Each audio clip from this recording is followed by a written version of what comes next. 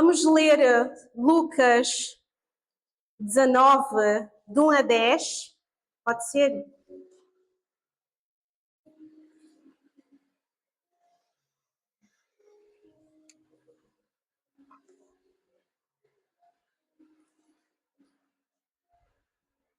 Quem encontrou diz amém. Todos já encontraram. Quem não encontrou diz glória a Deus. Glória a Deus. Ainda não encontraste, amor?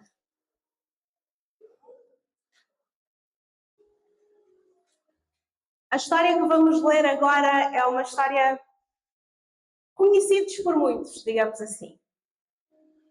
Jesus entrou em Jericó e atravessava a cidade. Havia ali um homem rico chamado Zaqueu, chefe dos publicanos. Ele queria ver quem era Jesus, mas sendo de pequena estatura, não o conseguia. Era meu primo. Por causa da multidão. Assim, correu adiante, subiu numa figueira brava para vê-lo. Eu não teria tal coragem. Mas Jesus ia passar por ali. Quando Jesus chegou àquele lugar, olhou para cima e lhe disse: Zaqueu, deixa depressa, quero ficar em tua casa hoje. Então ele desceu rapidamente e recebeu com alegria. Todo o povo o viu e começou a se queixar. Ele se hospedou na casa de um pecador. Mas Zaqueu levantou-se e disse ao Senhor: Olha, Senhor, estou a dar metade dos meus bens aos pobres. E se de alguém extorquir alguma coisa, devolverei 4 vezes mais. Jesus lhe disse: Hoje houve salvação nesta casa, porque este homem também é filho de Abraão. Pois o Filho do Homem veio para buscar e salvar o que estava perdido. Amém? Jesus revolucionou a forma como as pessoas viam a religião. Sim? Ele mudou profundamente a maneira como as pessoas entendiam o relacionamento com Deus. Antigamente, na cultura judaica, o publicano, ele era o cobrador de imposto. Ou seja, Zaqueu era um cobrador de impostos. Eles tinham boa fama? Pelos vistos, não. Trabalhavam nas finanças, diz o Ritzer. Eles não tinham boa fama. Eles cobravam impostos. A Bíblia diz que eles cobravam a mais. Sim? E por causa disso, o povo judeu não os via com bons olhos. Mas Zaqueu ouviu que ia passar um homem chamado Jesus pela Jericó. E mesmo tendo a condição de ser pequenino, quero fazer rir também, vocês já estão com cara muito séria hoje. Mesmo tendo a condição de ser pequenino, ele arranjou uma forma de ver Jesus. Mal ele sabia que ele podia estar com Jesus. A palavra diz que ele subiu numa árvore porque ele era muito pequeno, baixinho. E supostamente as pessoas ficavam à frente dele. Eu percebo-vos aquilo. Se vocês não entendem, eu percebo muito bem. Porque eu também sou assim. Ok? E o facto de Jesus vir ter com ele e lhe ter dito: Zaqueu, desce. Eu quero vos fazer uma pergunta diante disso. O que é que está na árvore? O que é que está na árvore? O fruto. Eu quero abrir um parênteses aqui para vos mostrar algo. Porque como a Mirtes disse, aqui no nosso Conectados à Mesa, que muitas vezes as pessoas, nós não precisamos provar nada ao outro, porque o fruto, ele é visível. Eu quero abrir um parênteses aqui com vocês para vos explicar algo. Qual é o fruto que cai ao chão? O fruto bom cai ao chão? O fruto bom, o fruto que permanece na árvore forte, ele cai ao chão. O fruto que cai ao chão é o fruto podre.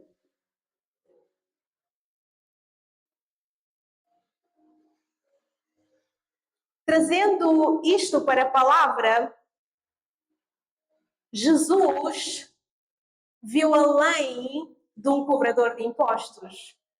Jesus viu além de um pecador. Jesus viu além de uma pessoa que mente. Jesus viu alguém com um coração que poderia ter um coração arrependido. Amém? Enquanto todos murmuravam, dizendo: Jesus vai sentar à mesa com um pecador, isso naquela época era um escândalo. Enquanto todos diziam, enquanto todos viam a aparência de Zaqueu, Jesus viu o coração de Zaqueu. Enquanto todos demonstram atirar a pedra a Zaqueu, Jesus mostrou misericórdia. Jesus mostrou graça. E Ele faz conosco exatamente a mesma coisa.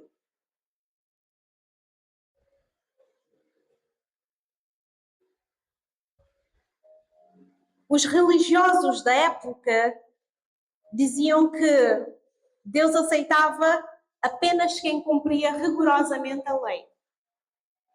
Que os pecadores deviam ser evitados.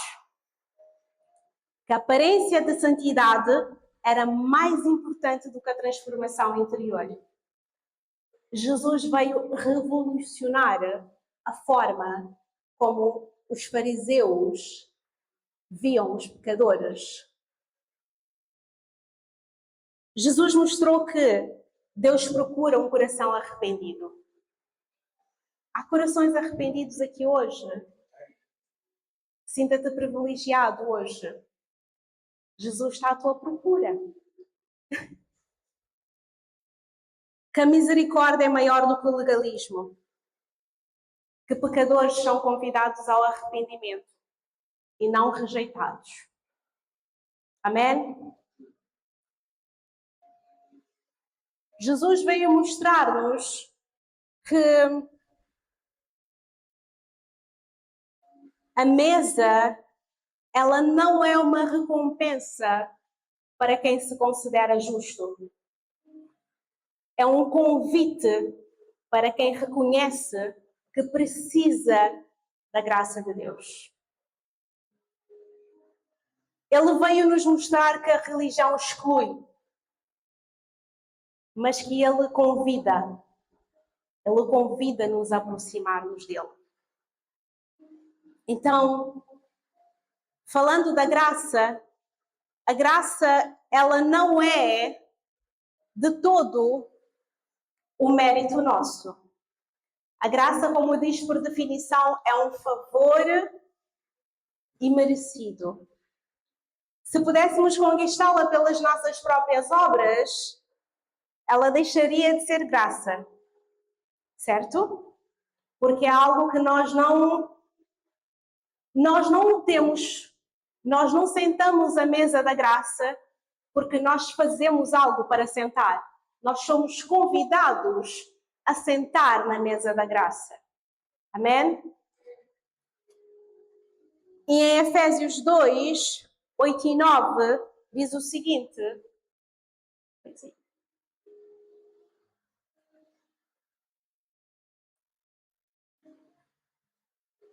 Diz o seguinte: pois vocês são salvos pela graça, pelo meio da fé, e isto não vem de vocês, é dom de Deus, não por obras, para que ninguém se glorie. Agora vocês perguntam-me, como assim? Se Deus nos aceitasse pelos nossos méritos, ninguém poderia sentar na mesa com Ele. Sabem porquê? Quem nos deu acesso à mesa foi Cristo, quando morreu. Então,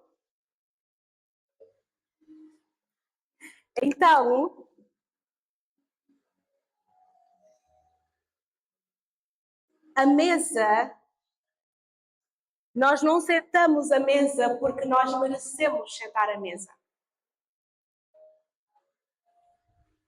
Nós sentamos à mesa porque foi-nos feito um convite. E eu quero já preparar o teu coração, porque este Conecte é um convite de Deus a tu sentares à mesa com Ele. É um convite de Jesus e Espírito Santo a sentarem-se à mesa contigo.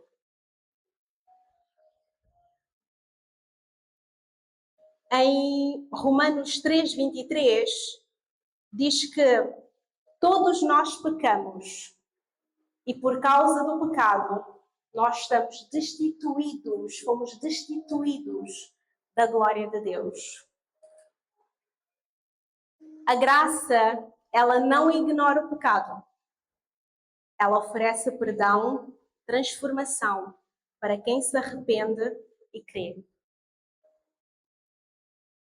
Eu quero dar um exemplo assim bem prático.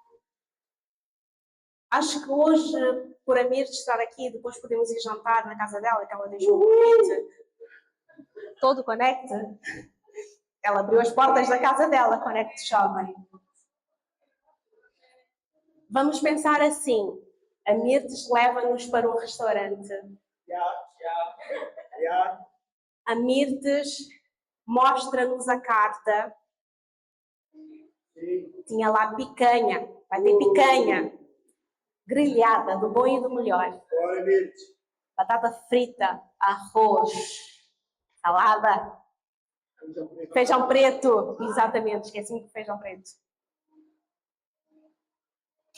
E ainda no final nós comemos sobremesa e bebemos café. Quem está pronto para isso?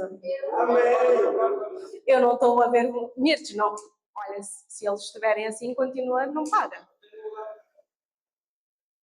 E no final, a Mirtes saca da carteira e diz: ninguém aqui precisa pagar a conta.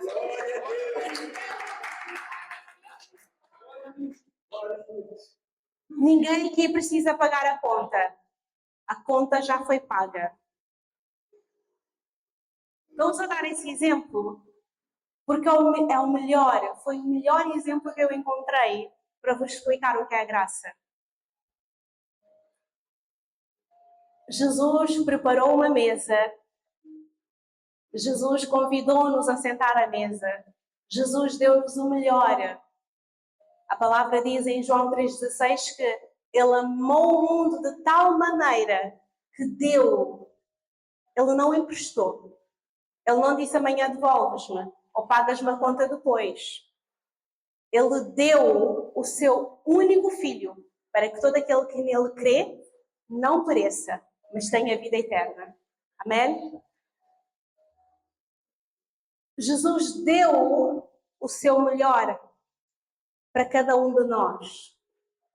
Jesus fez-nos sentar numa mesa em que nós podemos nos sentir, nos achar indignos de sentar. Mas eu quero te dizer hoje, Conecte, jovem, que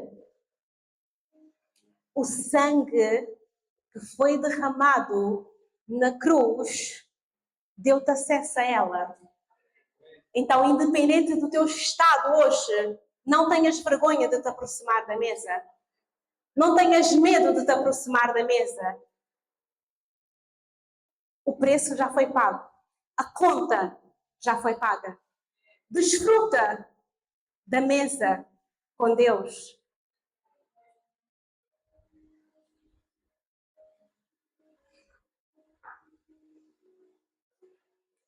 Às vezes, nós confundimos o facto de... Falaram aqui também, eu fiquei, Jesus, eu já não preciso dizer mais nada, porque parece que ouviram a minha conversa contigo, então eu não preciso dizer mais nada. Mas é super importante ressaltar que as boas obras, não é que as boas obras não importam. Vamos mudar a palavra boas obras para caráter que reflete, algo que reflete o caráter de Cristo. Boas obras, algo que reflita o caráter de Cristo. Amém? Então, as boas obras que nós tanto ouvimos falar é o que reflete o caráter de Cristo impresso em nós. Logo, não é boas obras, eu pratico as boas obras para ter a salvação. Não é. Muito pelo contrário, eu sento-me à mesa da graça. Por eu sentar à mesa da graça, Zaqueu sentou-se à mesa com Jesus. Jesus não lhe disse depois, Jesus não apontou e disse-lhe os pecados todos que ele tinha cometido. Jesus não disse, tu andas a roubar e a mentir os teus próprios irmãos. Duplo pecado contra eles e contra mim. Jesus mostrou graça, misericórdia. É verdade.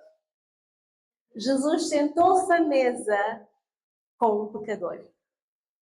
E por causa disso, houve um constrangimento da parte de Zaqueu.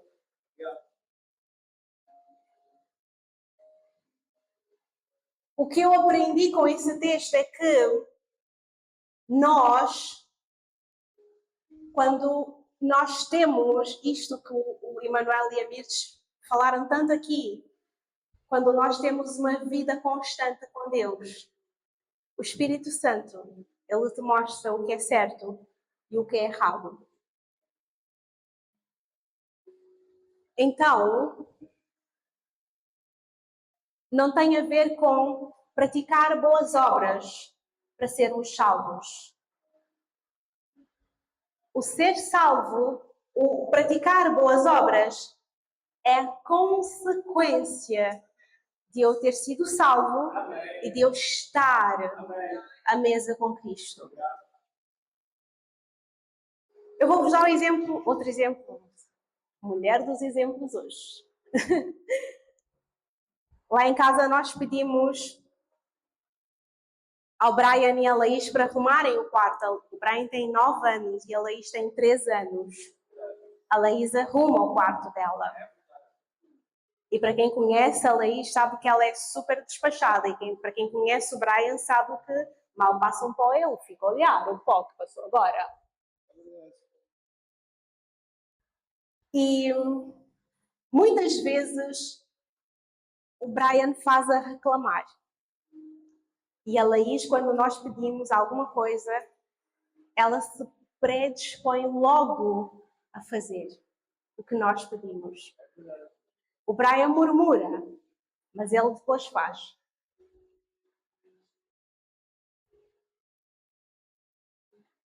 Eu, como mãe, poderia ficar... Opa, Vou rasgar o meu coração aqui. Eu às vezes fico chateada com ele. Porque eu fico, filho,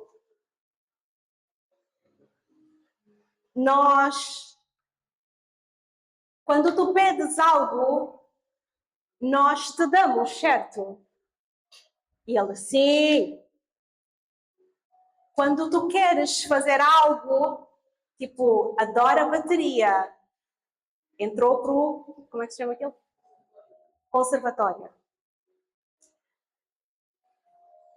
E ele queria tanto que o pai lhe inscreveu e tudo, e passou.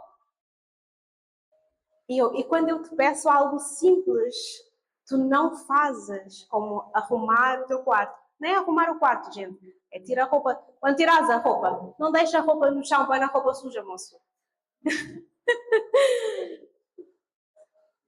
Percebem? E eu agora deixo aqui uma pergunta. Nós somos assim com Deus, não somos? À toa. O Brian deixa de ser meu filho porque ele não faz aquilo que eu o peço para fazer?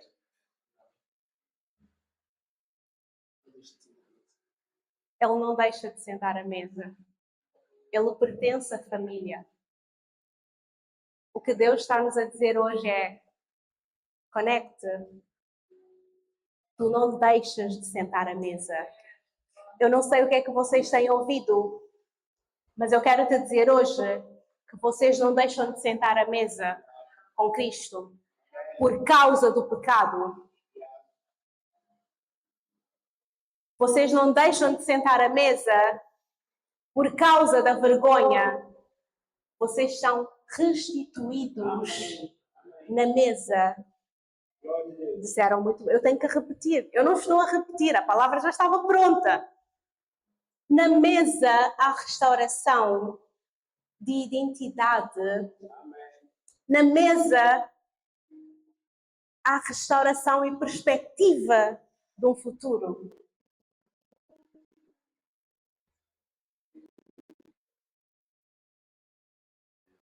Eu quero passar para o próximo tópico, senão vamos continuar aqui. Mas antes, eu queria te dizer que o caráter, as boas obras, que nós traduzimos aqui por atitudes que refletem o caráter de Cristo, elas não compram um lugar na mesa de Cristo. Elas mostram que tu e eu já estamos sentados à mesa dele.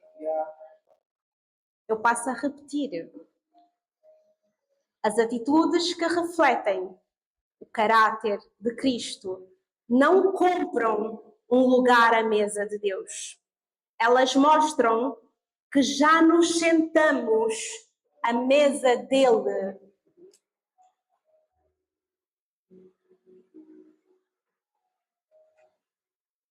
Há um ditado popular que diz: diz-me com quem tu andas, que eu direi quem tu és.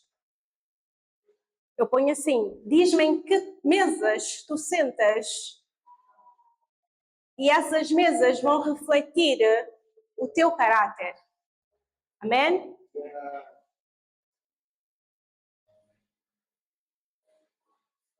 A mesa da graça, ela não é para pessoas perfeitas. Nós não somos perfeitos. Nós não somos bons. A palavra diz que alguém chegou ao pé de Jesus e disse: bom mestre. E ele disse: bom? O próprio Jesus disse: bom eu? Bom só o meu Deus. Nós não somos perfeitos. Estamos num corpo que é perecível. Estamos num corpo onde habita o pecado. Nós só seremos perfeitos daqui a 2 tópicos. Eu já vou falar sobre isso. Eu quero falar sobre a outra mesa agora, que é a mesa da restauração. E eu quero que vocês abram comigo em 2 Samuel 9, de 1 a 12, por favor. Agora eu vou ler aqui, se calhar. assim do lado. Certa ocasião, Davi perguntou: resta ainda alguém da família de Saul a quem eu possa mostrar lealdade por causa da minha amizade com Jonatas?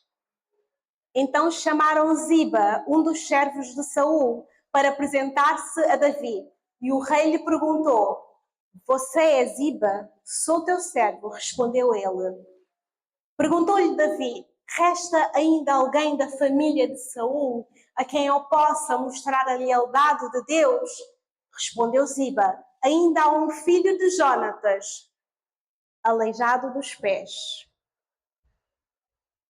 Onde ele está? Perguntou o rei. Ziba respondeu: na casa de Maquir, filho de Amiel, em Lodobar. Então o rei mandou trazê-lo de Lodobar.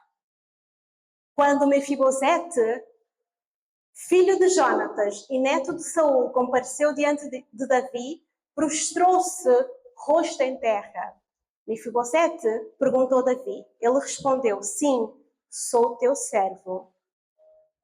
Não tenhas medo, disse-lhe Davi, pois é certo que eu o tratarei com bondade por causa da minha amizade com Jonatas, seu pai. Vou devolver-lhe todas as terras que pertenciam ao seu avô Saul e comerás sempre à minha mesa.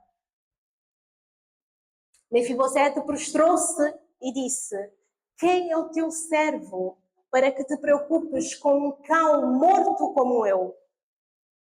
Então o rei convocou Ziba e disse-lhe: devolvi ao neto de Saul, seu senhor, tudo o que pertencia a ele e à família dele. Tu, os teus filhos, os teus servos, cultivarão a terra para ele. Trarás a colheita para que haja provisões na casa do neto do seu senhor.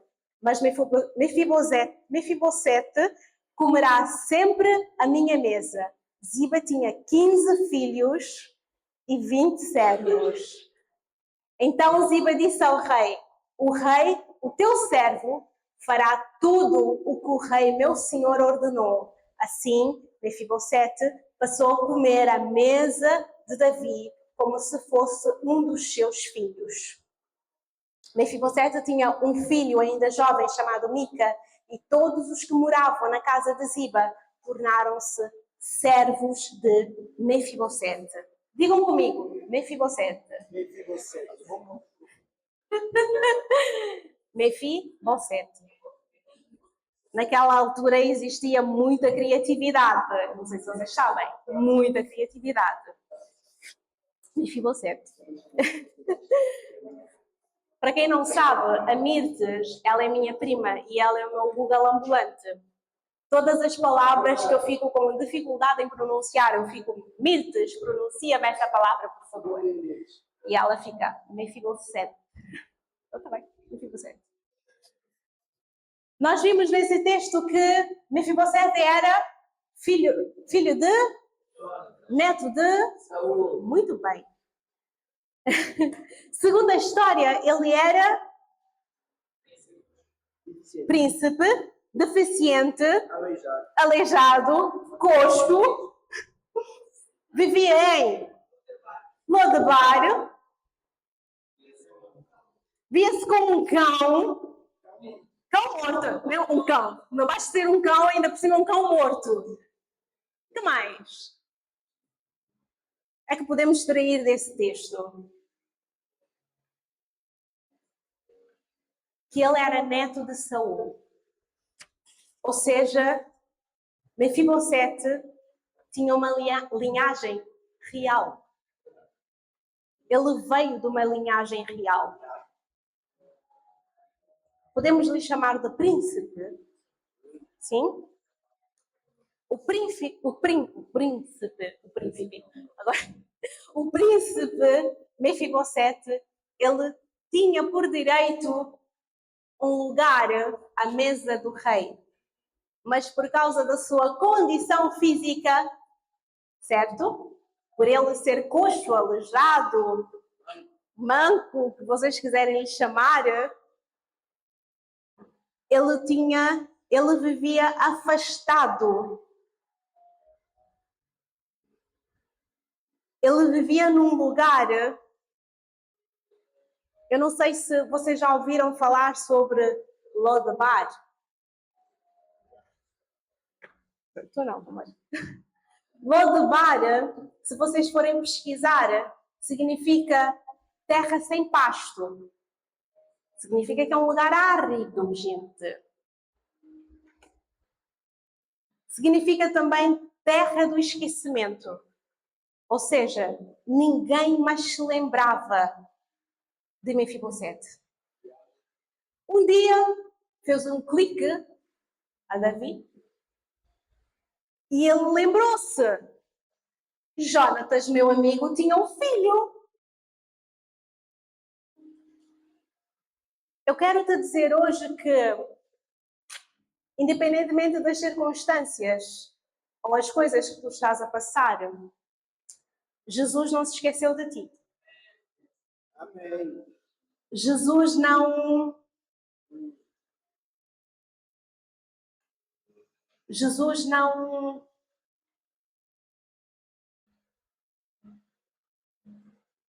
Jesus não... Jesus não tem amnésia, gente.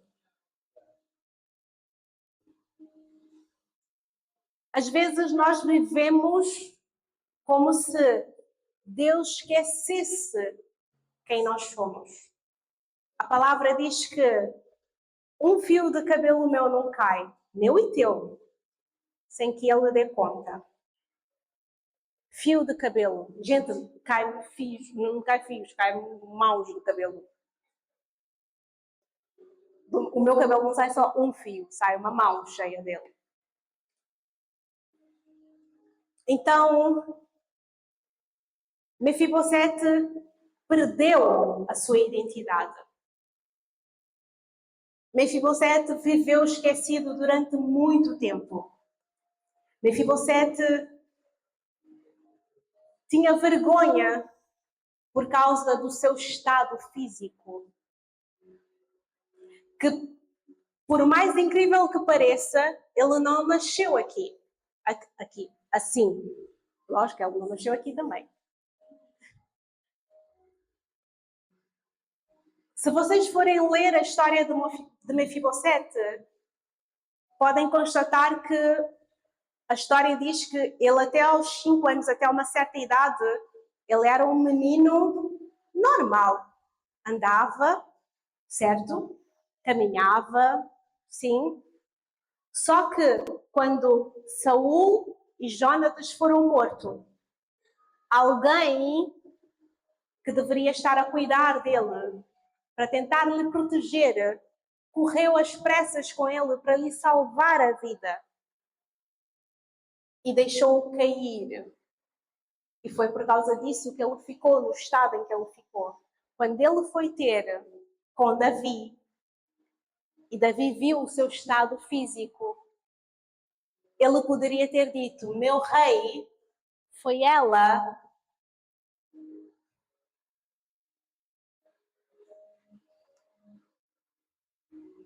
Mas quem se senta na mesa do rei não culpa os outros pelo seu passado. Quem se senta à mesa com Jesus não culpa os outros por aquilo que a vida está-lhe a acontecer, por aquilo que a vida lhe fez. Mefibosete tinha 1001 coisas para dizer a Davi. Mas a única coisa que ele disse foi: quem sou eu para ter um lugar contigo à mesa? Davi respondeu. Lemos algo em que Davi dizia: porque tu és filho de Jonatas? Não. Deus está preocupado também com a minha e a tua restauração.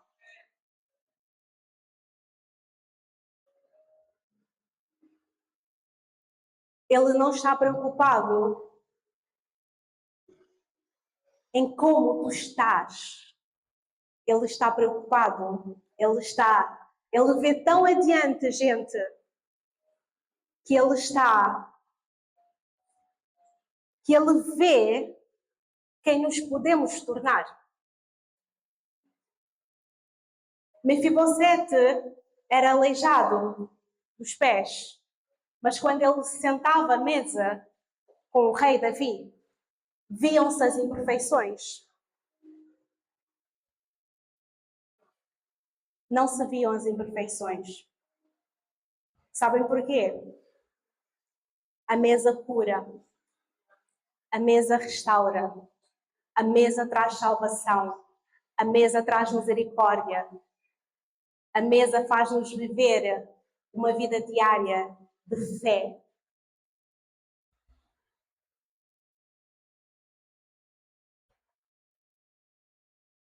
Então, Mefibosete são pessoas como tu e eu hoje. São pessoas feridas, são pessoas cansadas, são pessoas que precisam de cura, são pessoas que precisam de renovação, de saberem a sua identidade, são pessoas que estão aleijadas. Mas temos um lugar à mesa do Rei. Porque, como eu disse no início, o sangue que foi derramado na cruz nos deu acesso a essa mesa. Amém? Sem mais delongas, para terminar, eu quero falar sobre a última mesa, que é a mesa da eternidade. Mediante tudo aquilo que eu já falei até aqui, é impossível não citar Apocalipse 19, 7 a 9, se quiserem pôr rapidamente só para lermos aqui juntos, que diz o seguinte, diz aí? Falei aqui.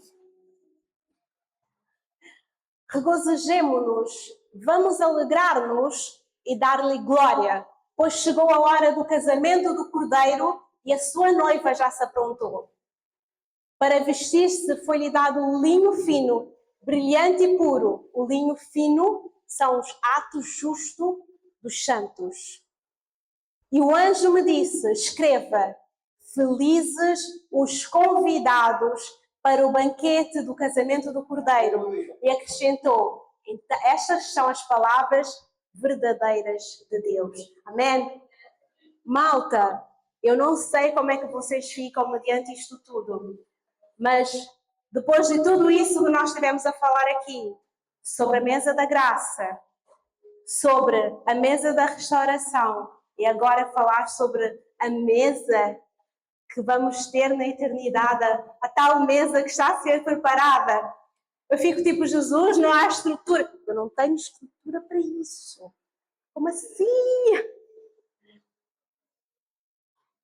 Eu fico, Deus, se eu estou sentada na mesa da graça, e se a mesa da graça traz uma restauração, significa que quando eu me sentar à mesa da eternidade contigo, eu não tirei mais aquilo tudo que eu tenho hoje. Não haverá mais dor, não haverá mais morte, não haverá mais choro. Eu não sei se vocês estão a perceber, mas a mesa da eternidade não haverá mais dor, não haverá mais choro, não haverá mais lágrimas, não haverá nenhum coxo naquela mesa, não haverá nenhum aleijado naquela mesa. Sabem isso tudo que nós sentimos hoje em dia, que o chamamos de pecado, ela não existirá, porque nós teremos um corpo glorificado. E eu não me canso de dizer, gente, eu vou desfilar com aquela coroa.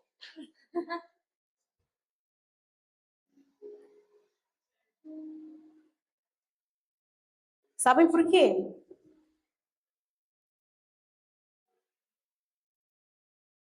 Porque viver não é fácil. Viver não é para todos. Passar dificuldades não é fácil. Viver para Cristo não é um mar de rosas, como muitos dizem. Não vamos romantizar aquilo que não é romântico. Mas quando nós entendemos o poder que há no nome de Jesus, porque há poder no nome de Jesus. Amém. Quando nós entendemos o poder que há no nome de Jesus, na mesa da restauração, nós conseguimos dizer, antes de chegar à eternidade, eu sou assim, mas eu não vou ficar assim para sempre. Eu sou aleijada, mas eu creio num Deus de cura.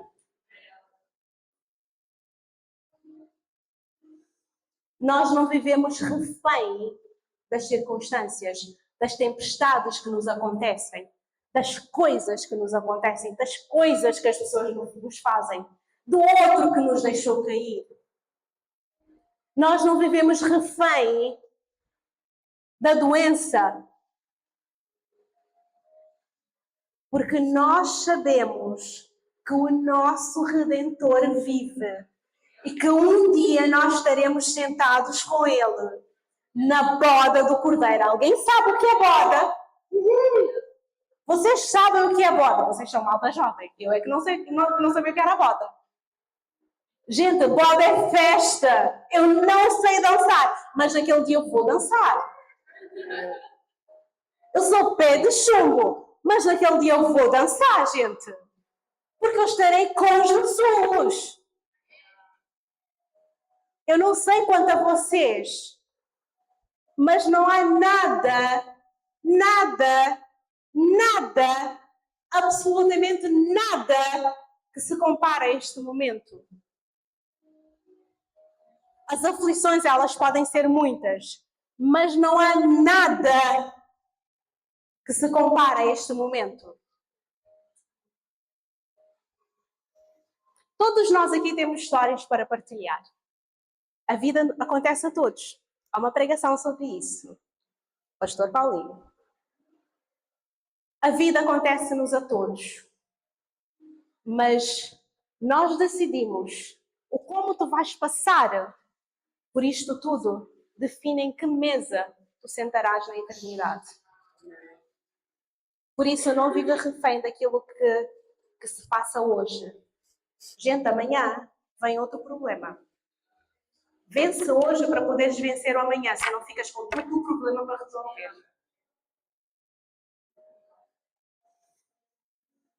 Eu disse mais de longo, já vou terminar. Então, o que nos traz esperança, o que me traz esperança é o facto de saber que eu estarei para sempre. Gente, para sempre é muito tempo. Para sempre é muito tempo. Eu estarei para sempre com o meu Jesus. E eu estou aqui tipo... Eu estava a pensar lá em casa, eu vou ter tantas coisas para lhe perguntar. Tantos abracinhos para lhe dar.